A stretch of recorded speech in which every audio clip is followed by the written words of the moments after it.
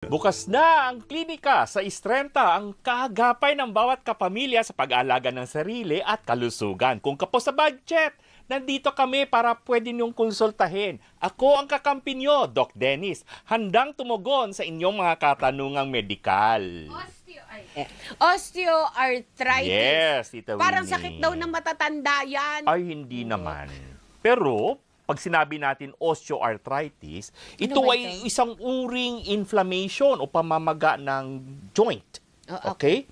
Ng buto na pinaka-pangkaraniwan or the most common form of inflammation.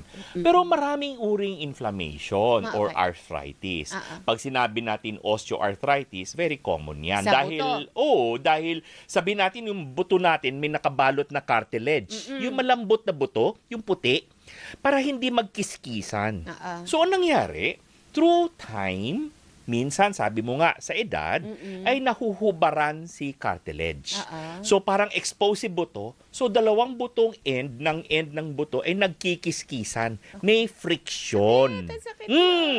Yun ang cause. Bakit nagkakaroon ng pamamaga o inflammation at pananakit. Dahil wear and tear.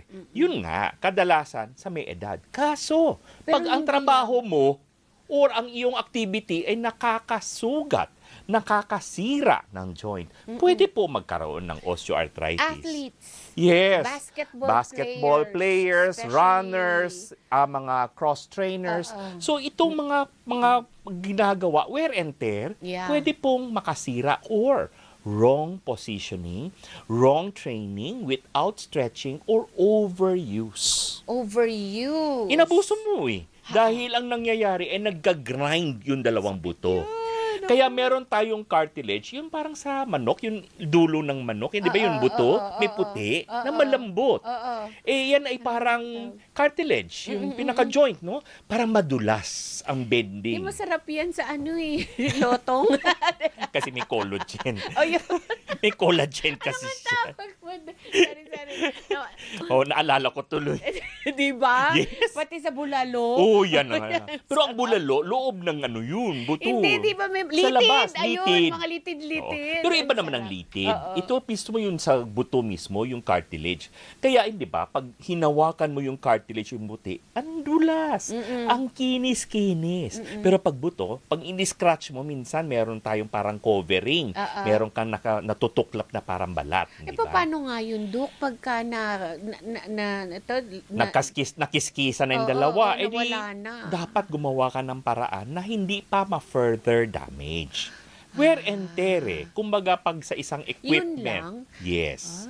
Dahil sabihin natin. Wait lang, can it grow back? Well, you allow it to grow back. You allow it to heal first. Okay. You allow it to heal first dahil maga po siya. The moment na nag-heal na po siya, nababawasan na po yung pamamaga, inflammation, maaaring mag-recover.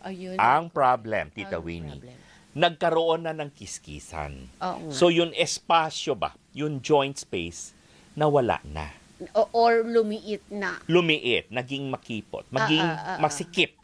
Kaya minsan, alam mo, kaya mo mag-sit, mag-bend and everything.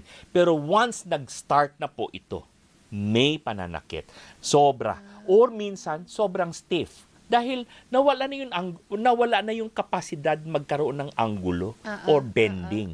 So, parang akala mo mistulang isang buto na itong dalawa. Okay. Dahil nagkadikit na po Sa knees lang ba yan nangyayari? Big joints? Big Big joints, kadalasan hindi knee. sa kamay, Hindi masyado. shoulders. Opo. Sa weight-bearing joints. Sa big joints, kagaya ng ating knees, tuhod, hip joint, okay? And minsan sa ankle joint natin. oo, lalo na pag runner ka Yes. no? So may trauma. So ang nangyayari, inflammation.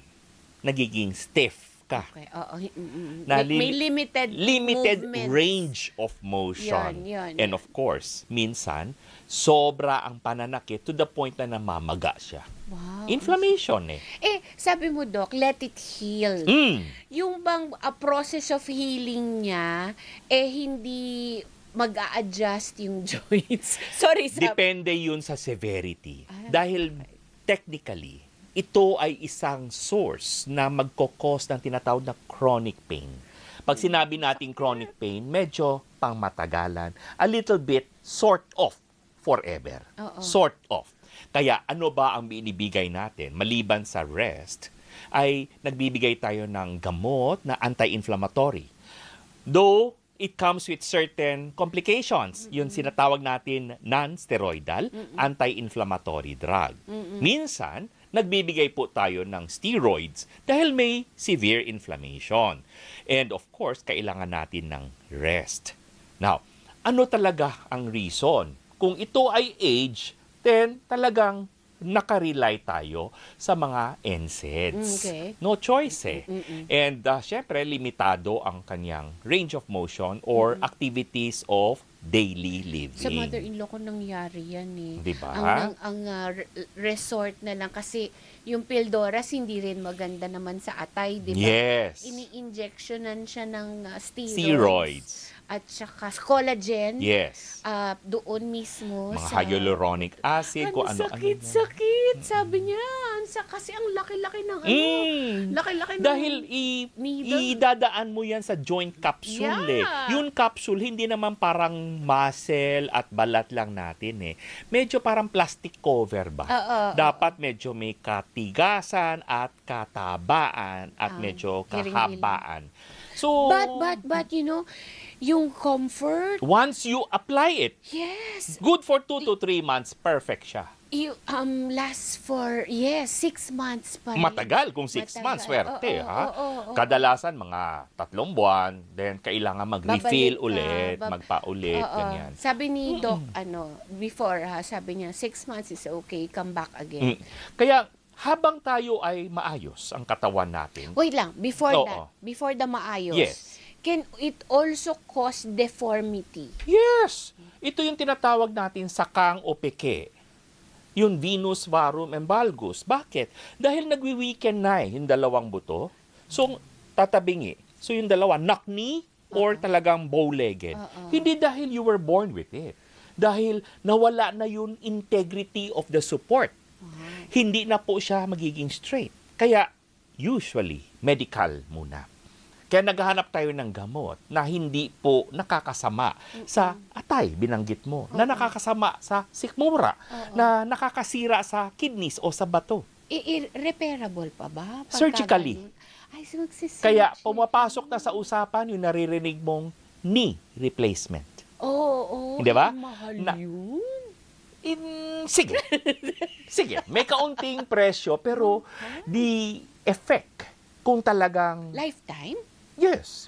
Dahil after surgery, kailangan ma-process ka ulit. Tuturuan kang paano lumakad, physical therapy, and you will be functional again. Okay, question. For the knee replacement. Yes. Or the hip replacement. Kasi meron yan hip replacement. Yes. Is it age sensitive? Kailangan kung halimbawa kung matanda na naman o 80 anyos na ganyan. Depende sa lifestyle mo.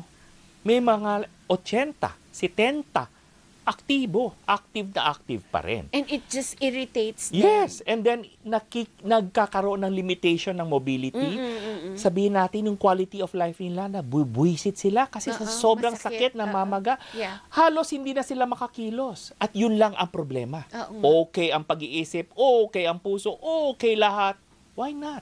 That's why ito yung subset or populasyon na prone na may require surgical intervention, Tita Winnie. Wow. Good. There's always answer to everything. Si Jericho, ang osteoarthritis po ba ay pwedeng mamana?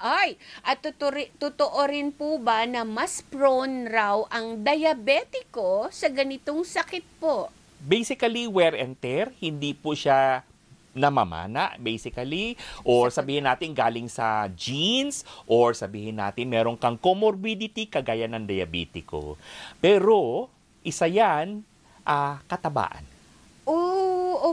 Overweight. Yes. Dahil, yung support ng katawan. yes.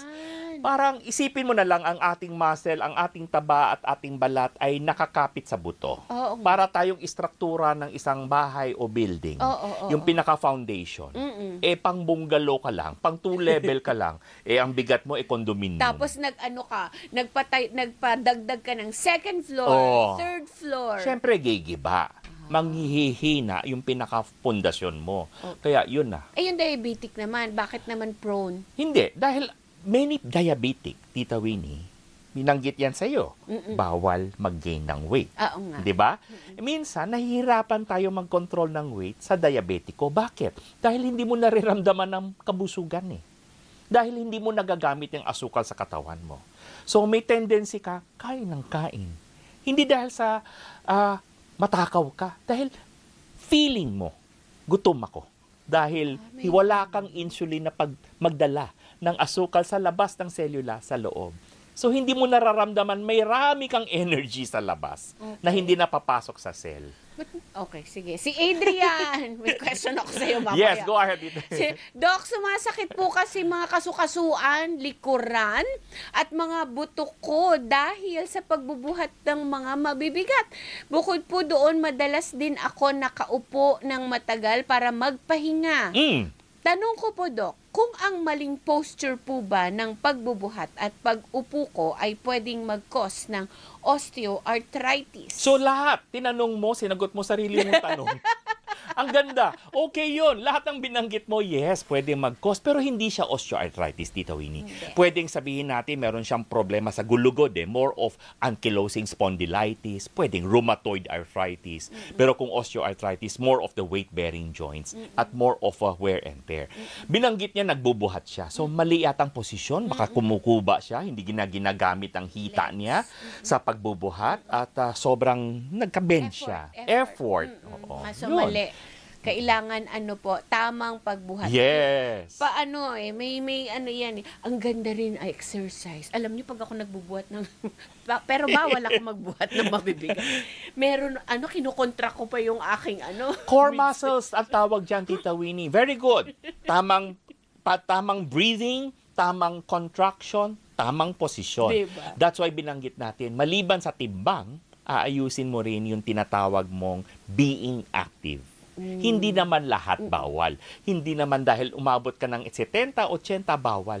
May kaunting ingat. May kaunting babawasan mo aktibidades mo. Pero hindi exactly bawal na bawal kumilos. Sorry. Meron lang po akong mild spondylosis. Anong tawag mo dyan? Sa cervical vertebra. Kaya bawal, sabi ng doktor. Si Leia, magandang hapon. Nagkaroon po ako ng injuries nung naglalaro o exercise po ako nang bigla po ako natapilo kaya namaga yung paa. Tapos ang ginawa ko po ay dinampian ko ng malamig na yelo. Tama po ba at effective ang ganitong paraan? Acute injury, cold compress. Correct. Wrong injury, warm compress. What is a wrong injury? Ha? Or hindi, yung yung long injury, matagal na, yung chronic ba? Okay. Kaya mag-warm ka na lang. Okay. So, in general, itong osteoarthritis is really wear and tear. Maraming uring arthritis o pamamaga ng buto. Kaya binanggit natin osteoarthritis kasi ito pinaka-common sa weight-bearing joints. Kaya dapat, para maiwasan, manatiling active, maganda ang ayos ang timbang ng katawan natin. Huwag masyadong prolonged sitting o nakaupo o nakatayo. Kilos-kilos, kailangan ma-maintain at balanse lang everything.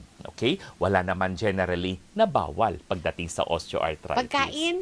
Wala rin. Kasi hindi naman ito dahil sa uric acid o hindi. Hindi naman ito uric acid cause. Ito ay kiskisa. Wear and tear. Yun. At syempre, tayo ay nasa Facebook at TikTok na rin at pwede nyo kaming sundan sa Facebook at ang TikTok nga. Ang ating username na gagamitin nyo ay @DocDennisOfficial. Mag-follow, mag-like at i-share para sa iba pang mga payong medikal o anumang makabuluhang hintahan na may kinalaman sa kalusugan.